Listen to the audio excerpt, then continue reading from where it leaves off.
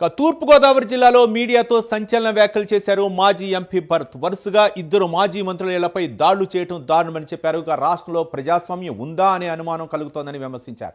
మాజీ మంత్రి అంబట్ని హత్య చేయాలని చూస్తున్నారని ఆరోపించారు. అంత గొడవ జరుగుతున్నా పోలీసులు ప్రేక్షక పాత్ర వహించారని మండిపడ్డారు. ఆంధ్రప్రదేశ్లో రాష్ట్రపతి పాలన విధించాలని డిమాండ్ చేశారు మాజీ ఎంపీ భరత్. ఆంధ్రప్రదేశ్ రాష్ట్రంలో హత్య రాజకీయాలకి ప్రేరేపించే కార్యక్రమము రాష్ట్ర ముఖ్యమంత్రి కనుసన్నల్లో జరుగుతున్నాయనేది అనుమానం కలుగుతూ ఉంది. ఎందుచేతనంటే ఆంధ్రప్రదేశ్లో ఇద్దరు మాజీ మంత్రులపైన దాడులు జరిగినాయి, ఇళ్లపైన హత్యాయత్నాలు జరిగినాయి.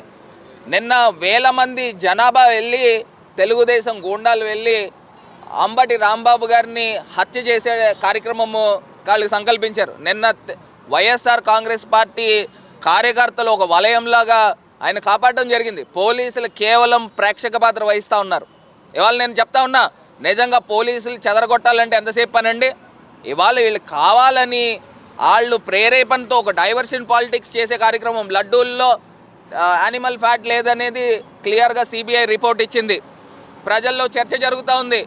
సంవత్సరంన్నర కాలం నుంచి జంతువులకు కలిసింది అని వీళ్ళకు అనుకూల మీడియా చర్చల మీద చర్చలు జరిపి హిందువుల మనోభావాలు దెబ్బతీశారు. ఇవాళ క్లియర్గా అది బయటకు వచ్చిన తర్వాత ఆ అటెన్షన్ డైవర్ట్ చేసే కార్యక్రమం జరుగుతూ ఉంది. మొన్న చూస్తే జనసేన ఎమ్మెల్యే ఒక మహిళ లైంగిక వేధింపుల్లో క్లియర్గా దొరికిన తర్వాత దానిపైన కూడా ప్రజల్లో విపరీతమైన వ్యతిరేకత రావడంతో దీన్ని ఒక ఇష్యూని డైవర్ట్ చేసే కార్యక్రమం చేస్తూ ఉన్నారు. అదేవిధంగా ఇవాళ మాజీ మంత్రి జోగి రమేష్ ఇంటిపైన దాడి చేశారు. అసలు ఏం జరుగుతూ ఉంది? నిన్న ఈయనపైన హత్యాయత్నాలు చేశారు. పెట్రోల్ బాంబులు తీసుకుని వచ్చి ఇసిరే కార్యక్రమం చేశారని అంటే ఏ స్థాయికి ఆంధ్రప్రదేశ్లో వ్యవస్థ దిగజారిపోయింది.